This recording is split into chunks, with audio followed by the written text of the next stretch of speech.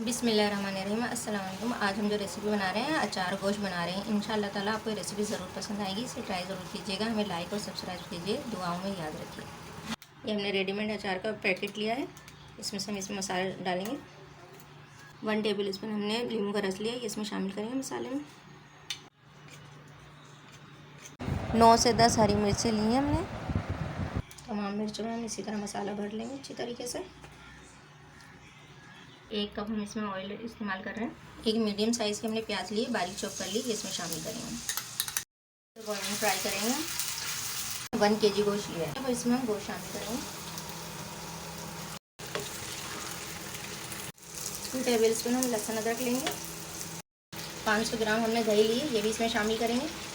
1 packet हमने अचार का मसाला लिया, जिसमें से थोड़ा सा हमने मिर्चों में भरा है, बाकी हम इसमें पानी में घोल के पेस्ट बना लेंगे गाढ़ा सा, जिसमें हम शामिल कर रहे हैं। आंच पर इसे हम 5 से 7 मिनट के लिए भूनेंगे। इसमें 2 कप पानी शामिल करेंगे। अब इसे स्लो फ्लेम पर हम 10 से 15 मिनट पकाएंगे, जब तक हमारा गोश्त 90% गल ना जाए।